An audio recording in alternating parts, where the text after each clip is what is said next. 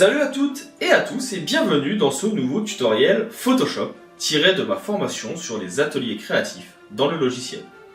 Aujourd'hui je vous propose de découvrir comment rendre transparent un fruit sur la moitié pour en faire une sorte de boule de Noël. C'est un petit effet graphique que l'on voit beaucoup en ce moment en ligne et que je trouvais intéressant de vous transmettre parce qu'on ne trouve pas forcément le pendant en français. Si jamais la formation complète vous intéresse, vous avez bien sûr le lien dans la description pour pouvoir aller vous la procurer. Dans tous les cas, j'espère que cette vidéo vous plaira. N'hésitez pas à liker, partager et vous abonner si c'est le cas. Et moi, je vous souhaite un bon visionnage de la vidéo. Pour notre prochain atelier, nous allons donc réaliser cet exercice de fruits semi-transparents. Pour ça, on va avoir besoin de deux choses. Notre fruit, une tranche et un fond. On va commencer par retravailler le fond ici, en venant faire un clic droit et convertir en objet dynamique. De cette façon, je vais pouvoir venir mettre un effet de flou gaussien pour l'avoir en fond et ainsi avoir quelque chose qui soit un petit peu flou sans avoir forcément quelque chose de totalement inutile et de non visuel. On reconnaît quand même le fruit et l'arbre. Devant celui-ci, on va venir placer un élément. Pour le sélectionner, je vais prendre mon outil de sélection d'objets et venir, alors non pas comme je viens de le faire là trop rapidement, en mode lasso, mais venir en mode rectangle, sélectionner ici le fruit qui est le plus à droite. On laisse le logiciel chercher, il reconnaît mon fruit. Je peux le découper avec un CTRL X et le coller de l'autre côté. On va venir l'agrandir un petit peu en appuyant sur la touche Alt et je vais venir faire un CTRL clic pour reprendre la sélection. Sélection que je vais venir ici donc contracter. On va la contracter à peu près de 5, c'est pour enlever ici le débord blanc qui est trop présent, qui ne me plaît pas. Et je vais faire CTRL-SHIFT-I pour intervertir. J'appuie sur supprimer, et ainsi je peux désélectionner. Si vous le voulez, vous pouvez également venir faire un petit effet de contour progressif. Pareil, on va le mettre à peu près à 3, avant de supprimer. Ça permettra d'avoir un petit peu plus de flou. Pour l'exemple ici, ça me convient très bien comme ça, je ne vais pas en faire plus. Je vais faire un CTRL-J qui va me permettre de dupliquer ici mon fruit. Et sur celui du dessus, je vais aller dans Images, je vais aller dans Réglages et je vais faire Désaturation. De façon à avoir mon fruit ici en noir et celui-ci en dessous en couleur. On va garder uniquement celui en noir et blanc pour l'instant. Et on va pouvoir venir tester différents modes pour vous voyez ici modifier la visualisation. Par exemple, je peux me mettre ici en éclairci, en obscurcir ou autre, suivant les besoins, pour pouvoir rendre le tout transparent et qu'on puisse voir de l'autre côté, comme vous le voyez. Pour l'instant, je vais le laisser en éclairci. Ce que je vais faire aussi, c'est que je vais créer un nouveau calque de réglage que je vais mettre en niveau et que je vais appliquer au fruit d'en dessous.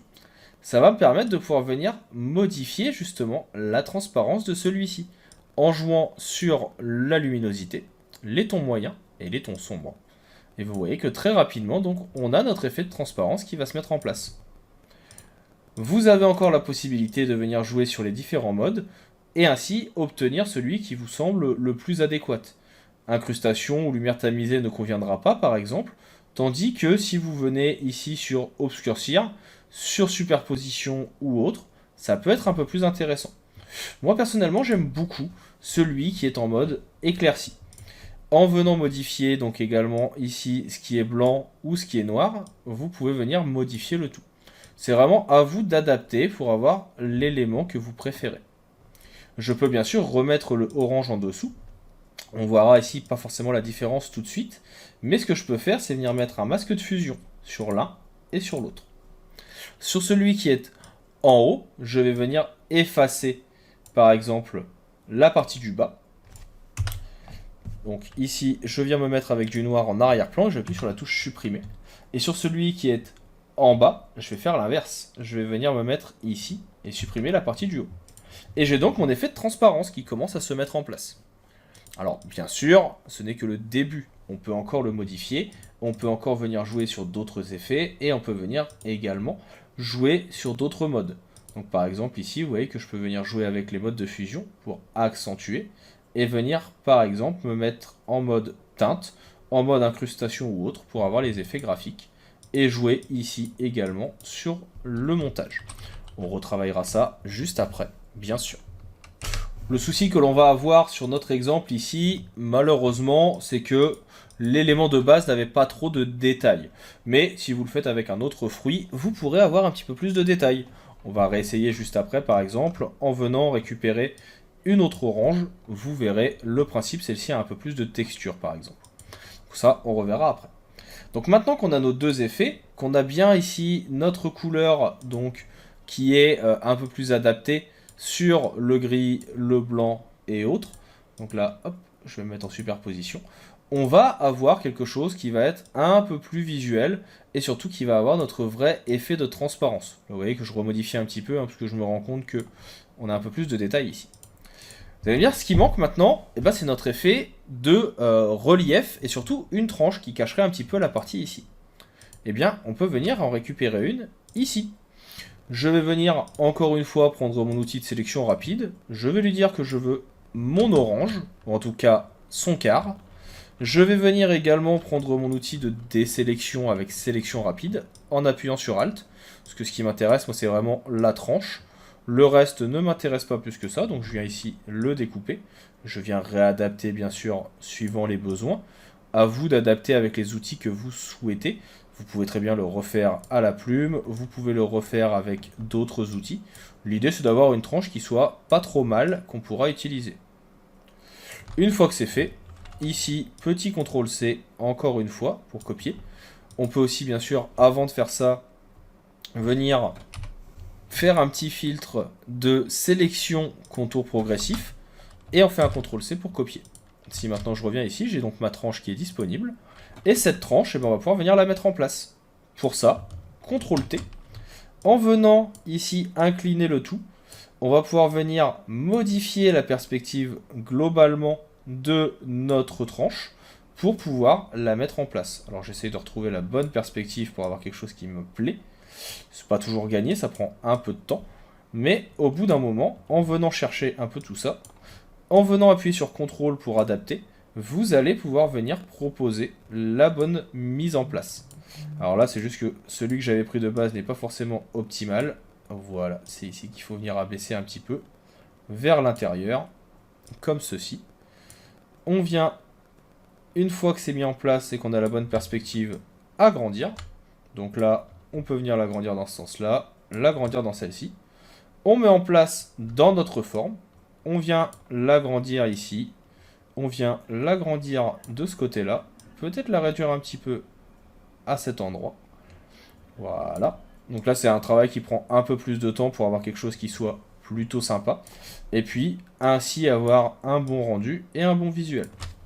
Je vais le mettre sous la partie transparente, pour donner l'impression vraiment qu'il est dedans. Et je vais également, donc je peux même le mettre en dessous l'autre, comme on veut. Mais je vais également donc lui mettre un petit masque de fusion pour pouvoir venir retravailler un petit peu tout ça. Donc là, ici, par exemple, je vais venir, comme vous le voyez, avec mon pinceau, repeindre en noir. Et on fait bien attention à prendre un pinceau qui serait flou, avec une dureté à 0. Ici, on va pouvoir venir repeindre un petit peu pour que ça s'incruste un peu mieux. Sur celui-ci, pareil, je vais venir baisser un petit peu, mais on va venir adapter notre forme. Si on voit qu'on a un petit peu trop découpé, à tout moment, je peux revenir pour le remettre dessus.